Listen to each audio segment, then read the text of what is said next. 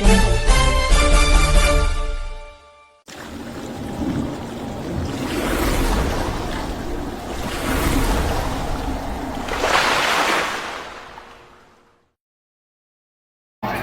ಸಾಹೇಬ್ರೆ ಹಾಗೂ ಪೋಷಕರೇ, ಮಕ್ಕಳೇ, ಎಲ್ರಿಗೂ ಜ್ಞಾನವಾಹಿನಿ ಶಾಲೆಯ ವಾರ್ಷಿಕೋತ್ಸವದ ಶುಭಾಶಯಗಳು. ಹಾಗೇನೆ ಈಗ ನಾವು ಸಂಸ್ಥೆಗಳು ನಡೆಸ್ತಕ್ಕಂಥವ್ರು, ಸಂಸ್ಥೆಗಳ ಬಗ್ಗೆ, ಮಕ್ಕಳ ಬಗ್ಗೆ ಒಂದು 5 ನಿಮಿಷ ಮಾತಾಡೋಣ. ದಯವಿಟ್ಟು ಎಲ್ಲರೂ ಸಹಕಾರ ಮಾಡಿ. ನಾನು ಹೇಳಿದೆ ಒಂದೊಂದು 2 ಪ್ರೋಗ್ರಾಮ್ಸ್ ಮಾಡಿದ್ಮೇಲೆ ಒಬ್ಬೊಬ್ರು ಕರ್ಸ್ಕೊಳ್ಳಪ್ಪ ಅಂತ. ಅವ್ರಿಗೆ ಪಾಪ ಡಾರ್ಕ್ನೆಸ್ ಬರಬೇಕು, LED ಕ್ಲಾರಿಟಿ ಬರ್ತಾ ಇಲ್ಲ, ಅದಕ್ಕೆ ಸ್ಪೀಚಸ್ ಮುಗಿಸೋಣ ಅಂತ ಅವ್ರ ಬಾಧೆ. ನೀವೇನು ನಮ್ಮ ಮಕ್ಕಳು ಬರ್ಲಿಲ್ಲ, ಇವ್ರನ್ನ ಯಾರನ್ನ ಕರೆದು ನಮ್ಗೇನು ಕತೆ ಹೇಳ್ತಾ ಇದ್ದಾರೆ, ನಿಮ್ ಬಾಧೆ. ಕರೆಕ್ಟಾ? ಕಾರ್ಯಕ್ರಮ ಆಕ್ಚುಲಿ 6 ಗಂಟೆ ಮೇಲೆ ಸ್ಟಾರ್ಟ್ ಮಾಡಬೇಕಾಗಿತ್ತು. ಕಾರಣ ಏನಂದ್ರೆ ರೆಸಿಡೆನ್ಷಿಯಲ್ ಏರಿಯಾದಲ್ಲಿ ಕಾರ್ಯಕ್ರಮ ಮಾಡೋದ್ರಿಂದ ಮತ್ತೆ 12 ಗಂಟೆ ಆ ಟೈಮ್ ಆದ್ರೆ ಸರೌಂಡಿಂಗ್ ನೈಬರ್ಸ್ ಗಲಾಟೆ ಮಾಡ್ತಾರೆ, ಬೇಗ ಮುಗಿಸ್ಬೇಕು ಕಾರ್ಯಕ್ರಮ ಅನ್ನೋ ಉದ್ದೇಶದಲ್ಲಿ ಅವ್ರ ಪಾಪ 4 ಗಂಟೆ ಕಾರ್ಯಕ್ರಮ ಆಯೋಜನೆ ಮಾಡಿದ್ದಾರೆ ಅಷ್ಟೇ. ಯಾಕಂದ್ರೆ LED ನಲ್ಲಿ ಈಗ ಎಲ್ಲರೂ ಕೂಡ LED ಸ್ಕ್ರೀನ್ ಅಲ್ಲಿ ನೋಡುವಂತ ಹವ್ಯಾಸ ಬಂದ್ಬಿಟ್ಟಿದೆ. ಹಾಗಾಗಿ ಎಲ್ರು ಕ್ಷಮಿಸ್ಬೇಕು. ಯಾಕಂದ್ರೆ ನೀವು ಒಂದೊಂದು 2 ಕಾರ್ಯಕ್ರಮ ಆದ್ಮೇಲೆ ನಮ್ಮಂತವ್ರು ಒಂದೊಂದು 4 ಮಾತು ಹೇಳಿದ್ರೆ ನೀವು ಕೇಳಕ್ ರೆಡಿ ಇರ್ತಿದ್ರಿ. ಈಗ ಕೇಳಕ್ ರೆಡಿ ಇಲ್ಲ, ಆದ್ರೂ ಒಂದು 5 ನಿಮಿಷ ಕೇಳಿಸ್ಕೊಳ್ಳಿ ದಯವಿಟ್ಟು. ಈಗ ಲಾಸ್ಟ್ ಟೈಮ್ ಒಂದು ಕಾರ್ಯಕ್ರಮದಲ್ಲಿ ನಾವು ಮೊಬೈಲ್ ಬಗ್ಗೆ ಮಾತಾಡ್ತಾ ಇದ್ವಿ. ಎಷ್ಟು ಟೆಕ್ನಾಲಜಿ ಡೆವಲಪ್ ಆಗ್ತಾ ಇದೆ ಅಷ್ಟು ಮಕ್ಕಳು ಅದರಿಂದ ಕಲಿಯೋದು ಎಷ್ಟಿದೆಯೋ ಅದರಿಂದ ಹಾಳಾಗೋದು ಅಷ್ಟಿರತ್ತೆ ಅಂತ. ಈಗ ಪೋಷಕರು ಇರ್ತಕ್ಕಂಥ ಕಾರಣ ಏನಂದ್ರೆ ಮಕ್ಕಳು ಮನೆಗಳಲ್ಲಿ ನಮ್ಮ ಮಾತೇ ಕೇಳ್ತಾ ಇಲ್ಲ ಸಾರ್ ಅಂತ. ನೀವು ತಪ್ಪು ತಿಳ್ಕೊಬೇಡಿ ಯಾರು ಇಲ್ಲಿ. ಯಾರ ಮಾತು ಯಾರು ಕೇಳ್ತಿದ್ದೀರಾ ಪೋಷಕ ಕರೆಕ್ಟಾಗಿ ಹೇಳಿ. ಗಂಡ ಮಾತು ಹೆಂಡತಿನೂ ಕೇಳಲ್ಲ, ಹೆಂಡತಿ ಮಾತು ಗಂಡನೂ ಕೇಳಲ್ಲ, ಅತ್ತೆ ಮಾವ ಮಾತು ಸೊಸೆ ಕೇಳಲ್ಲ, ಸೊಸೆ ಮಾತು ಅತ್ತೆ ಮಾವ ಕೇಳಲ್ಲ. ನಮ್ಮನ್ನ ಯಾಕೆ ಮಕ್ಕಳು ಫಾಲೋ ಮಾಡಲ್ಲ ನೀವೇಳಿ ಕರೆಕ್ಟಾಗಿ ಹೇಳಿ. ಈಗ ಟೆಕ್ನಾಲಜಿ ಬೆಳೀತು, ಟೆಕ್ನಾಲಜಿಯಿಂದ ಮಕ್ಕಳು ಸೀಕ್ರೆಟ್ ಆಗಿ ಮೊಬೈಲ್ ತಗೊಂಡೋಗಿ ಕೆಟ್ಟದ್ದು ಒಳ್ಳೇದು ನೋಡ್ತಿದ್ರು, ಆ ವಿಚಾರ ಆಯಿತು. ಈಗ ಮಕ್ಕಳು ನಮ್ಮ ಮಾತೇ ಕೇಳಲ್ಲ ಸಾರ್, ಓದೋದೇ ಇಲ್ಲ ಸಾರ್ ಅಂದ್ರೆ ಪೇಷನ್ಸಿ ನಮ್ಗಿರ್ಬೇಕಲ್ಲ. ಪ್ರತಿಯೊಂದು ಆಚೆ ಕಡೆ ಇರೋ ಪ್ರಾಬ್ಲಮ್ಸ್ ಎಲ್ಲ ತಕೊಂಬಂದು ಗಂಡ ಮೇಲೆ ಹಾಕ್ಬಿಡ್ತೀರಾ, ಇಲ್ಲ ಗಂಡ ಆಚೆ ಕಡೆ ಎಲ್ಲ ಪ್ರಾಬ್ಲಮ್ ತಗೊಂಬಂದು ಹೆಂಡತಿ ಮೇಲೆ ಹಾಕ್ತಾರೆ. ನಿಮ್ಮಿಬ್ಬರಿಬ್ಬರು ಕಚ್ಚಾಟ ನೋಡಿದ್ರೆ ಮಕ್ಳು ಏನ್ ಮಾಡ್ತಾರೆ, ಅವ್ರಿಗೂ ಪೇಷನ್ಸಿ ಇರೋದಿಲ್ಲ. ನಿಮ್ಗೆ ಯಾವಾಗ ಪೇಷನ್ಸಿ ಇರಲ್ಲ, ಮಕ್ಕಳಿಗೂ ಪೇಷನ್ಸಿ ಇರಲ್ಲ. ನಿಮ್ಮನ್ನು ಫಾಲೋ ಮಾಡಲ್ಲೇನು ಅವರು? ನೀವು ಸೀರಿಯಲ್ ನೋಡಿದ್ರೆ ಅವ್ರು ಸೀರಿಯಲ್ ಫಾಲೋ ಮಾಡ್ತಾರೆ, ನೀವು ಗಲಾಟೆ ಮಾಡ್ಕೊಂಡ್ರೆ ಗಲಾಟೆ ಫಾಲೋ ಮಾಡ್ಕೊಂತಾರೆ, ನೀವು ಅನ್ಯೋನ್ಯವಾಗಿದ್ರೆ ಅನ್ಯೋನ್ಯವಾಗಿ ಫಾಲೋ ಮಾಡ್ಕೊಂತೀರಾ. ಮೊದ್ಲೆಲ್ಲ ಪರ್ಸನಲ್ ಒಂದ್ ಬೆಡ್ರೂಮ್ ಅಲ್ಲ ಒಂದ್ ಹಾಲ್ವರೆಗೂ ಇತ್ತು. ಈಗ ಗಂಡ ಹೆಂಡತಿ ಮಾತಾಡ್ಬಿಡದ ಒಂದ್ ಊರು ಕೇಳಿಸ್ತಲ್ಲ, ಹಂಗೆ ಮಾತಾಡ್ತಾ ಇರ್ತೀರ ನೀವು. ಏನ್ ಮಾಡಕ್ಕಾಗ್ತದ? ಅಲ್ಲ, ಸಮಾಜನೇ ಹಂಗ ಆಗ್ಬಿಟ್ಟಿದೆ. ಎಲ್ಲರೂ ಫಾಸ್ಟ್ ಕಲಿಯುಗ ತುಂಬಾ ಬೆಳೆದ್ಬಿಟ್ಟಿದೆ. ನಾವು ಎಲ್ಲಿ ಏನು ಬೆಳೆದಿಲ್ಲ. ಸಂಸ್ಕಾರಗಳು, ಮೌಲ್ಯಗಳು ಎಲ್ಲಿ ಕಳ್ಕೊಂತೀವೋ ಅವಾಗ ಅದು ಬೆಳೆದಿದೆ ಅನ್ಕೊಂತ ಇದ್ವಿ ಅಷ್ಟೇ. ಸಂಸ್ಕಾರಗಳು ಮೌಲ್ಯಗಳು ಇಟ್ಕೊಂಡ್ರೆ ನಾವು ಬೆಳೆದಂಗ್ ಲೆಕ್ಕ. ನಮ್ಮ ಭಾರತೀಯ ಸಂಸ್ಕೃತದಲ್ಲಿ ಸಂಸ್ಕಾರಗಳು, ಮೌಲ್ಯಗಳು ತುಂಬಾ ಮುಖ್ಯವಾದದ್ದು. ಬರೀ ಶಿಕ್ಷಣ ಕೊಟ್ಟರೆ ಸಾಲದು. ನೆಕ್ಸ್ಟ್ ಶಿಕ್ಷಣ ಪಡ್ಕೊಂಡ್ ಮಕ್ಕಳು ತಂದೆ ತಾಯಿಗೆ ಊಟ ಆಗ್ಬೇಕು, ಅನಾಥಾಶ್ರಮ ಕಳಿಸ್ಬೇಕಲ್ವಾ? ಆ ತರದಂತ ಶಿಕ್ಷಣ ಕೊಡಬೇಕು ಅನ್ನೋದು ನಮ್ಮ ಉದ್ದೇಶ. ದಯವಿಟ್ಟು ಪೋಷಕರು ಕೂಡ ಸ್ವಲ್ಪ ನೀವು ಮಕ್ಕಳಿಗೆ ಎಲ್ಲ ಕೊಡ್ತೀರಾ, ಎಲ್ಲ ಬಟ್ಟೆ ಕೊಡ್ತೀರಾ. 100 ರೂಪಾಯಿ ಬಟ್ಟೆ ಕೇಳಿದ್ರೆ 200 ರೂಪಾಯಿ ಬಟ್ಟೆ ಕೊಡಿಸ್ತೀರಾ. ಎಲ್ಲ ಒಂದು ರೋಡ್ ಪಕ್ಕದಲ್ಲಿ ಒಂದು ಹೋಟ್ಲಲ್ಲಿ ಊಟ ತಿಂದ್ರು ಕೂಡ ಹೊಟ್ಟೆ ತುಂಬತ್ತೆ, ರುಚಿಯಾಗಿರುತ್ತೆ. ಇಲ್ಲ ಒಳ್ಳೆ ಹೋಟ್ಲಿಗೆ ಹೋಗೋಣ ಅಂತ ಕರ್ಕೊಂಡು ಹೋಗ್ತೀರಾ.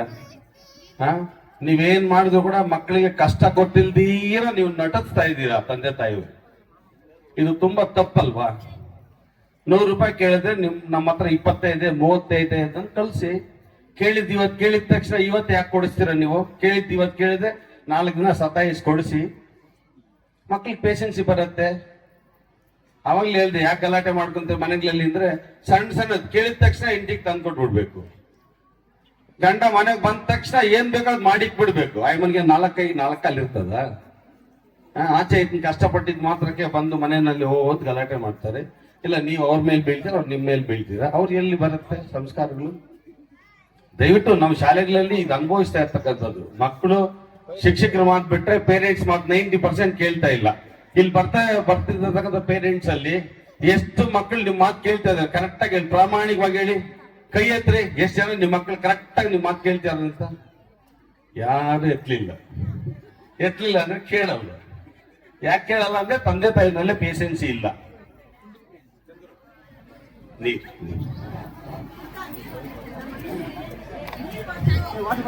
ದಯವಿಟ್ಟು ಮಕ್ಕಳನ್ನ ಶಾಲೆಗಳ ಮೇಲೆ ನೀವೆಷ್ಟು ಅವಲಂಬಿಸ್ತಾ ಇದ್ದೀರಾ, ಪೋಷಕ ಮೇಲೆ ಕೂಡ ಮಕ್ಕಳು ಅಷ್ಟೇ ಅವಲಂಬಿಸ್ತಾರೆ.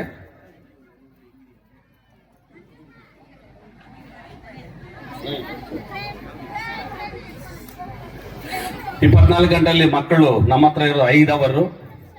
ಅಕಸ್ಮಾತ್ ಮನೆಯಿಂದ ಸ್ಕೂಲ್ಗೆ 1 ಅವರ್ ಬರ್ತಾರೆ, 1 ಅವರ್ ಹೋಗ್ತಾರೆ, 7 ಅವರ್ ಆಯ್ತು. ಇನ್ ರಿಮೈನಿಂಗ್ ಅವರ್ಸ್ ಎಲ್ಲಿರ್ತಾರೆ ಮಕ್ಕಳು? ನಿಮ್ಮ ಮನೆಯಲ್ಲಿ ಇರ್ತಾರೆ. 24ಅಲ್ಲಿ 7 ಅವರ್ ಹೋದ್ಮೇಲೆ ರಿಮೈನಿಂಗ್ ಅವರ್ಸ್ ಎಷ್ಟಿದೆ ನಿಮ್ಗೆ ಗೊತ್ತಿದೆ. ಅದರಲ್ಲಿ 8 ಅವರ್ ಬಿಟ್ರೆ ಇನ್ನೆಷ್ಟು ಅವರ್ ನಿಮ್ಮ ಹತ್ರ ಇರ್ತಾರೆ ನೋಡ್ಕೊಳ್ತೀವಿ. ಅದರಲ್ಲಿ ನೀವು ಎಷ್ಟು ಅವರ್ ಅವ್ರನ್ನ ಕೂಡ್ಸಿ ಓದಿಸ್ತಾ ಇದ್ದೀರಾ, ಬರೆಸ್ತಾ ಇದ್ದೀರಾ ನೋಡಿ. ಒಂದ್ ಕಾಲಕ್ಕಿತ್ತು ಜಸ್ಟ್ ಪಾಸ್ ಆದ್ರೆ SLC ನಲ್ಲಿ ಸಾಕು, PUC ಪಾಸ್ ಆದ್ರೆ ಸಾಕು, ಡಿಗ್ರಿಲಿ ಪಾಸ್ ಆದ್ರೆ ಸಾಕು ಅಂತ. ಈಗ 0.1%, 2% ಕೂಡ ತುಂಬಾ ಇಂಪಾರ್ಟೆಂಟ್ ಇದೆ. ಕಾಂಪಿಟೇಷನ್ಸ್ ಹಂಗಿದೆ. ನಿಮ್ಗೆ ಎಜುಕೇಶನ್ ನಲ್ಲಿ ಮಲ್ಟಿ ಆಪ್ಷನ್ಸ್ ಇದೆ, ಜಾಬ್ಸ್ ಅಲ್ಲಿ ಮಲ್ಟಿ ಆಪ್ಷನ್ಸ್ ಇದೆ. ನಿಮ್ ಮನೆ ಮುಂದೆ ಒಳ್ಳೆ ಶಾಲೆಗಳು ಬಂದಿದೆ, ಒಳ್ಳೆ ಕಾಲೇಜ್ಗಳು ಬಂದಿದೆ, ಒಳ್ಳೆ ಟೆಕ್ನಾಲಜಿ ಕಲಿಸ್ತಕ್ಕಂತ ಅವಕಾಶಗಳು ನಿಮ್ಮ ಮನೆಗೆ ಮುಂದೆ ಬಂದಿದೆ. ಪ್ರಪಂಚದಲ್ಲಿ ಒಳ್ಳೆ ಅವಕಾಶಗಳು ಸಿಕ್ಕಿದೆ ನಿಮ್ಗೆ. ಜಾಬಲ್ಲಾಗ್ಬೋದು, ಶಿಕ್ಷಣದಲ್ಲಾಗ್ಬೋದು, ಪ್ರತಿಯೊಂದಲ್ಲಾಗ್ಬೋದು. ಆದ್ರೆ ಪೇಷನ್ಸಿ ಅನ್ನೋದು, ಸಭ್ಯತೆ ಅನ್ನೋದು ನಮ್ಮಲ್ಲಿ ಇಲ್ಲ. ದಯವಿಟ್ಟು ಅದನ್ನ ಕಲ್ಸ್ಕೊಡಿ ಮಕ್ಕಳಿಗೆ. ಸ್ಕೂಲಿಂದ ಬಂದ ತಕ್ಷಣ ಏನ್ ಮಾಡ್ತೀರಾ? ಪಾಪ ಈಗ ತಾನೇ ಸ್ಕೂಲಿಂದ ಮತ್ತೆ ಆಟ ಆಡಕ್ ಬಿಡಿ ಅಂತ ಹೇಳ್ತೀರಾ. 4 ಗಂಟೆಗೆ ಆಟ ಆಡಕ್ ಹೋದ್ರೆ ಮಗು ಕತ್ಲಾಗೋರ್ಗು ನಿಮ್ ಮನೆಗೆ ಬರಲ್ಲ, 6 ಗಂಟೆವರೆಗೂ ಮನೆಗೆ ಬರಲ್ಲ. ನೀವೇನ್ ಮಾಡ್ತೀರಾ? ಬಾರೋ ಬಾಮ್ಮ, ಬಾರೋ ಬಾಮ್ಮ. ನೀವು 4 ಸಾರಿ ಕಳೆದ 5ನೇ ಸಾರಿ ಅಲ್ಲವರು ರೋಡಲ್ಲಿ ಇರಲ್ಲ, ಮಗು ಪಕ್ಕದ ಗಲ್ಲಿಗೆ ಹೋಗ್ಬಿಟ್ಟಿರುತ್ತೆ. ಇವ್ ಕರೀತಾ ಇರ್ತಾರೆ ಸಿಕ್ತಿರೋ ಹೋಗ್ಬೇಕು ಅಂತ.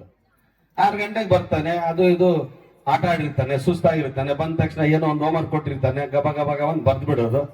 ಮಮ್ಮಿ ಟೈಮ್ ಆಯ್ತು, ಹಶ್ವಾಗ್ತದೆ. 8 ಗಂಟೆಗೆ ತಿಂದ, 9 ಗಂಟೆಗೆ ಮಲಗಿದ. ನೀವು ಅದು ಇದು 12 ಗಂಟೆವರೆಗೂ ಟಿವಿ, ಇನ್ನೊಂದು ಮತ್ತೊಂದು. ನಿಮ್ ಕೆಲಸ ಏನೋ ನಿಮ್ದಿರುತ್ತೆ ಪಾಪ, ನಾವು ನಿಮ್ಮನ್ನ ಬ್ಲೇಮ್ ಮಾಡಲ್ಲ. ಬೆಳಗ್ಗೆ 6 ಗಂಟೆ ಆದ್ರೂ ಎದ್ದೇಳಲ್ಲ, ಮಕ್ಳು 7 ಗಂಟೆ ಆದ್ರೂ ಎದ್ದೇಳಲ್ಲ. ಎದ್ದು ಸದ್ಯಕ್ಕೆ ಅರ್ಜೆಂಟ್ ಟೈಮ್, ಬಸ್ ಟೈಮ್ ಎದ್ದು ರೆಡಿ ಆಗಿ ಹೋಗ್ಬಿಟ್ರೆ ಸಾಕು ನಿಮ್ಗೆ, ಅದೇ ದೊಡ್ಡ ವಿಷಯ. ಕಳ್ಸಿಬಿಟ್ಟಿದ್ವ, ಅಯ್ಯೋ ನಮ್ ಡ್ಯೂಟಿ ಮುಗ್ದೋಯ್ತಪ್ಪ, ಸ್ಕೂಲ್ ಕೊಟ್ಟೋದ ಮಗು. ಪಾಪ 5 ಗಂಟೆಗೆ ಎಷ್ಟು ಜನ ಎಬ್ಬಿಸ್ತಾ ಇದ್ದೀರಾ ಮಕ್ಕಳನ್ನ? ಕರೆಕ್ಟಾಗಿ ಹೇಳಿ, 5 ಗಂಟೆಗೆ ಎಷ್ಟು ಜನ ಎಬ್ಬಿಸಿ ಓದಿಸ್ತಾ ಇದ್ದೀರಾ? 1 or 2 ಪೇರೆಂಟ್ಸ್ ಕೂಡ ಇಲ್ಲ. ಅದನ್ನೇ ಹೇಳಿದೆ, ಪೇಷನ್ಸ್ ಇಲ್ಲ ಅಂದ್ರೆ ಅದನ್ನ ಏನ್ ರೆಸ್ಪಾನ್ಸಿಬಿಲಿಟಿ ತಗೊಂತ ಇಲ್ಲ ಪೇರೆಂಟ್ಸ್ ಅಂತ.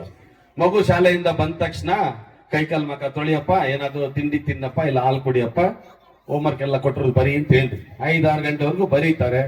ಅಷ್ಟೊಂದು ಸ್ವಲ್ಪ ಹೆಚ್ಚು ಕತ್ಲೆ ಆಗತ್ತೆ, ಫ್ರೆಂಡ್ಸ್ ಯಾರು ಸಿಗಲ್ಲ. 6 ಗಂಟೆ ಮೇಲೆ ಒಂದು ಅರ್ಧ ಗಂಟೆ ಫ್ರೀ ಬಿಡಿ, ಮೊಬೈಲ್ ಕೊಡಿ ಅಥವಾ ಟಿವಿ ನೋಡಕ್ ಹೇಳಿ, ನಿಮ್ ಜೊತೆಲಿ ಫ್ರೆಂಡ್ಶಿಪ್ ಬೆಳೆಸ್ಕೊಳಕ್ ಹೇಳಿ. 6-6:30 ಓದಕ್ ಹೇಳಿ, 8:30-9 ಗಂಟೆ ಓದ್ಕೊಳಕ್ ಹೇಳಿ. ಬೆಳಗ್ಗೆಯಿಂದ ಸಾಯಂಕಾಲದ ಮಾಡ್ಬೇಕು ಏನ್ ಟೀಚರ್ಸ್ ಪಾಠಗಳನ್ನ ಓದ್ಕೊಳಕ್ ಹೇಳಿ. 9 ಗಂಟೆಗೆ ಊಟ ಮಾಡಿಸಿ ಬೇಗ ಮಲ್ಕೊಂಡ್ರಪ್ಪ ಅಂತ ಹೇಳಿ. ಬೆಳಗ್ಗೆ 5 ಗಂಟೆ ನೀವ್ ಹೆಂಗು ಎದ್ದೇಳ್ತೀರಾ. ಸುಮಾರು ಜನ ಎದ್ದೇಳಲ್ಲ ಅನ್ಕೊಳ್ಳಿ, ಅಲ್ಲಿಗ್ಲೆಲ್ಲಾದ್ರೆ ಪಾಪ ಕೆಲಸ ಎದ್ದೇಳ್ತಾರೆ. ಟೌನ್ ಅಲ್ಲಿ ಆಲ್ಮೋಸ್ಟ್ ಅಲ್ಲಿ 5:30-6 ಗಂಟೆ, 6:30-7 ಗಂಟೆ ಕೂಡ ಎದ್ದೇಳ್ತಾರೆ ಕೆಲವರು. ಮಕ್ಕಳನ್ನ 5 ಗಂಟೆಗೆ ಎಬ್ಬಿಸಿ ಕೈಕಾಲ್ ಮಕ ತೊಳಿಸಿ ಮತ್ತೆ ಬೆಳಗ್ಗೆ 7-7:30 ಓದೋದನ್ನ ಕಲ್ಸಿರಿ. ಯಾಕೆ ಮಕ್ಳು ಇಂಪ್ರೂವ್ಮೆಂಟ್ ಆಗಲ್ಲ? ಬರೀ ಶಾಲೆಗಳ ಮೇಲೆ ಡಿಪೆಂಡ್ ಆಗೋದು ಕೂಡ ಈಗ ನಿಮ್ಗೆ ನೀವ್ ಎಕ್ಸ್ಪೆಕ್ಟೇಷನ್ ಮಾಡ್ತಕ್ಕಂತ ಮಾರ್ಕ್ಸ್ ಸಿಗೋದಿಲ್ಲ.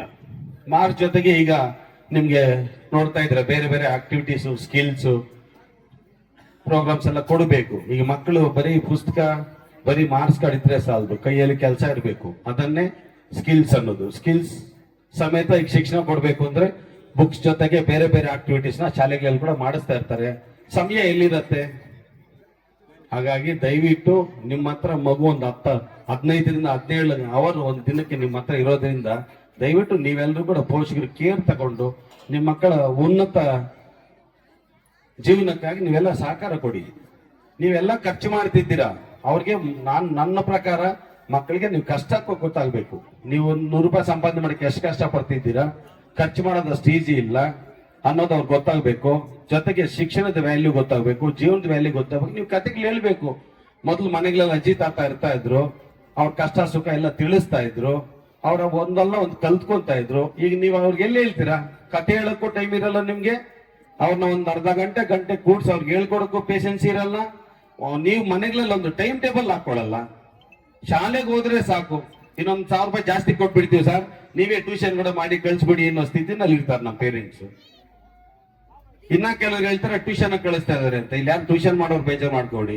ಇಲ್ಲಿ ಸಬ್ಜೆಕ್ಟ್ಗೆ ಒಂದು ಟೀಚರ್ ಇರ್ತಾರೆ, ಕ್ಲಾಸ್ಗೆ ಒಂದು ಟೀಚರ್ಸ್ ಇರ್ತಾರೆ, 10-15 ಜನ ಶಿಕ್ಷಕರು ಪಾಠ ಮಾಡ್ತಾ ಇರ್ತಾರೆ. ಟ್ಯೂಷನ್ ನಲ್ಲಿ 5ನೇ ಕ್ಲಾಸ್ ಒಂದು 3 ಮಕ್ಕಳು, 7ನೇ ಕ್ಲಾಸ್ ಒಂದು 2, LKG ಒಂದು 3, 10th ಅವ್ರು ಒಂದು 4. 1 hour ಅಲ್ಲಿ ಆ ಟೀಚರ್ ಏನ್ ಮಾಡ್ತಾರೆ ಹೇಳಿ? ನೀವು ಟ್ಯೂಷನ್ಸ್ ಮೇಲೆ ಅಥವಾ ಶಾಲೆ ಮೇಲೆ ಡಿಪೆಂಡ್ ಆದ್ರೆ ನಿಮ್ಮ ಮಕ್ಕಳು ನೀವು ಎಕ್ಸ್ಪೆಕ್ಟೇಷನ್ ಮಾಡಿದಷ್ಟು goal reach ಆಗಕ್ಕಾಗಲ್ಲ.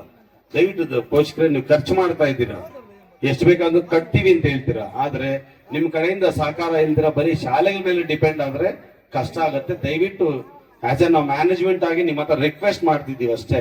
It is not order, only request. ಯಾಕಂದ್ರೆ ಪ್ರತಿಯೊಂದು ಮಗು ಕೂಡ ನಮ್ಮ ಮಕ್ಕಳೇ. ಈ ಪ್ರಪಂಚದಲ್ಲಿ ಈ ಭೂಮಿ ಮೇಲೆ ನಮ್ಮ ಶಾಲೆಗೆ ಬರ್ತಕ್ಕಂಥ ಮಕ್ಕಳೆಲ್ಲ ನಮ್ಮ ಮಕ್ಕಳೇ ಅಂತ ಭಾವಿಸುವಂತ ಏಕೈಕ ಜೀವಿ ನಮ್ಮ ಶಿಕ್ಷಕರು, ನಮ್ಮ ಮ್ಯಾನೇಜ್ಮೆಂಟ್ ಅವರು. ಯಾರು ಕೂಡ ಬೇರೆ ಮಕ್ಕಳನ್ನ ನಮ್ಮ ಮಕ್ಕಳು ಅಂತ ಇಷ್ಟಪಡಲ್ಲ. ನಮ್ಮ ಮನೆಗಳ ನಮ್ಮ ಮಕ್ಕಳನ್ನ ಅಷ್ಟು ಕೇರ್ ತಗೊಳ್ಳಲ್ಲ. ನಮ್ಮ ಶಾಲೆಗೆ ಬರೋ ಮಕ್ಕಳನ್ನ ಅಷ್ಟೊಂದು ಕೇರ್ ತಗೊಂತಾರೆ ನಮ್ಮ ಶಿಕ್ಷಕರು, ನಮ್ಮ ಮ್ಯಾನೇಜ್ಮೆಂಟ್ ಅವ್ರಿಗೂ ಕೂಡ ನಮ್ಮ ಕಡೆಯಿಂದ ಒಂದು ಹ್ಯಾಟ್ಸಪ್ ಹೇಳ್ಬೇಕು. ಹಾಗಾಗಿ ದಯವಿಟ್ಟು ಪೋಷಕರು ತುಂಬಾ ಕಷ್ಟ ಸುಖ ಮಕ್ಕಳಿಗೆ ಹೇಳಿ, ದುಡ್ಡಿನ ಬೆಲೆ ಹೇಳಿ, ಜೀವನದ ವ್ಯಾಲ್ಯೂಗಳು ಹೇಳಿ, ಮೌಲ್ಯಗಳು ಹೇಳಿ, ನೀನು ಅವ್ರಿಗೆ ಕನಸುಗಳನ್ನ ಕಾಣಕ್ಕೆ ಅವಕಾಶ ಕೊಡಿ. ನೀನ್ ಹಿಂಗ್ ಓದ್ಬೇಕು, ಏನಕ್ಕೋಸ್ಕರ ಓದ್ಬೇಕು, ಮುಂದೆ ಹಿಂಗ್ ಬೆಳಿಬೇಕು, ನೀನ್ ಇಂಥ ಕಾರಲ್ಲಿ ಓಡಾಡ್ಬೇಕು, ಇಂಥ ಮನೆ ಕಟ್ಬೇಕು, ನಾವೆಲ್ಲ ಚೆನ್ನಾಗಿರ್ಬೇಕು, ಏನು ಅದ್ರ ಬಗ್ಗೆ ಒಂದು ಜೀವನದ ಬಗ್ಗೆ ಅವ್ರಿಗೊಂದು ಕನಸುಗಳನ್ನ ಕಾಣೋ ತರ ಮಾಡಿ, ಕನಸುಗಳನ್ನ ನನ್ಸು ಮಾಡ್ಕೊಳ್ಳಕ್ಕೆ ಯಾವ ತರ ಮಾಡ್ಕೋಬೇಕು ಅಂತ ಹೇಳಿ ಪೇಷನ್ಸ್ ಇಂದ ನೀವು ಮಕ್ಕಳನ್ನ ಬೆಳೆಸ್ಬೇಕು ನನ್ನ ಉದ್ದೇಶ. ಯಾಕಂದ್ರೆ ತಂದೆ ತಾಯಿ ಪೇಷನ್ಸ್ ಇಲ್ಲ ಅಂದ್ರೆ ಮಕ್ಕಳಿಗೆ ಎಲ್ಲಿಂದ ಬರುತ್ತೆ ಹೇಳಿ?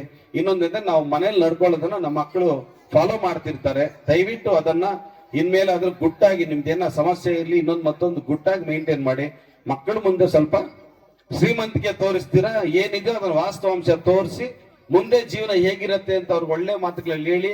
ನೀವು ಪೇಷನ್ಸ್ ಇಂದ ಬೆಳಗ್ಗೆ 1-2 ಅವರ್ ಮಕ್ಕಳಿಗೆ ಅವಕಾಶ ಕೊಡಿ, ಸಾಯಂಕಾಲ 1-2 ಅವರ್ ನಿಮ್ಮ ಹತ್ರ ಕೂಡಿಸ್ಕೊಂಡು ನಿಮ್ಗೆ ಬರುತ್ತೋ ಬರಲ್ವೋ ಅದನ್ನ ಅವ್ರಿಗೆ ಎಷ್ಟು ಬರುತ್ತೋ ಅಷ್ಟು ಮಾತು ಹೇಳ್ಕೊಟ್ಟು ನೀವು ಪಕ್ಕದಲ್ಲಿ ಕೂತ್ಕೊಂಡು ಗಮನಿಸಿ ಮಕ್ಕಳು ಮುಂದಿನ ವಿದ್ಯಾಭ್ಯಾಸಕ್ಕೆ ಮುಂದಿನ ಜೀವನಕ್ಕೆ ನೀವೆಲ್ಲ ದಾರಿದೀಪಗಳಾಗಬೇಕು ಅಂತ ಕೋರ್ತಾ ನನ್ನ ಮಾತನ್ನು ಮುಗಿಸ್ತೀನಿ. ಜೈ ಹಿಂದ್, ಜೈ ಕರ್ನಾಟಕ.